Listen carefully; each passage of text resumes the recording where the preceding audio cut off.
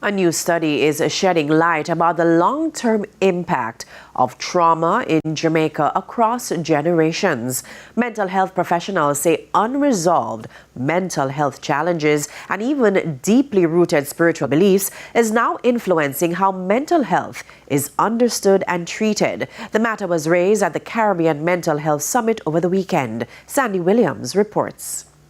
Behind closed doors, the wounds are often invisible but deeply felt. From harsh discipline to emotional neglect, mental health professionals warn that trauma is not just experienced, it is inherited.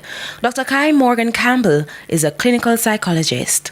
We have been bred into violence. Violence was the way on the plantation that we were disciplined, right? So we were always punished with violence, and that becomes our go-to today.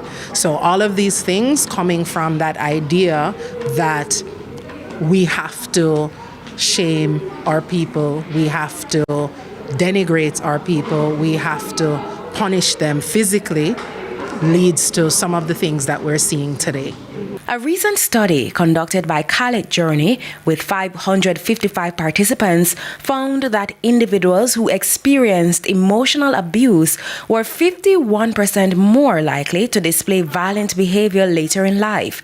College Journey is a non-profit organization that is focused on promoting and advocating for trauma-informed Caribbean communities and societies. The sample had 44% of the sample had actually been violent, right?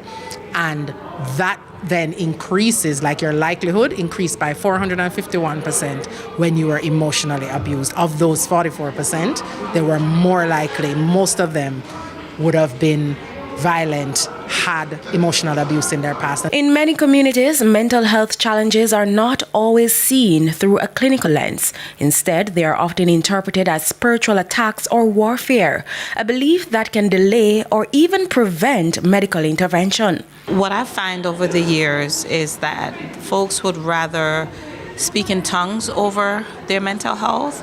They would dance over their mental health. They would pray over their mental health. But even in prayer, it's not about praying what's really happening. It's, Lord, help me. And Lord, it's someone else's fault. And so that causes us not to look internally as to what is really happening.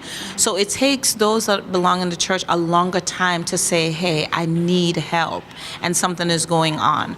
Mental health professionals say this disconnect between faith-based interpretations and clinical care is one of the biggest challenges facing mental health treatment.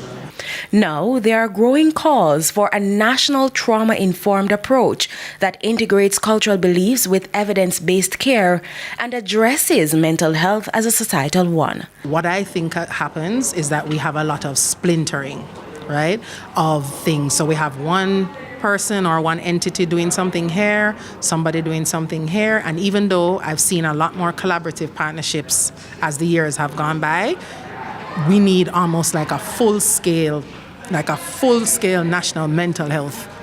Reporting from the Caribbean Mental Health Summit in New Kingston, I am Sandy Williams for TVJ News.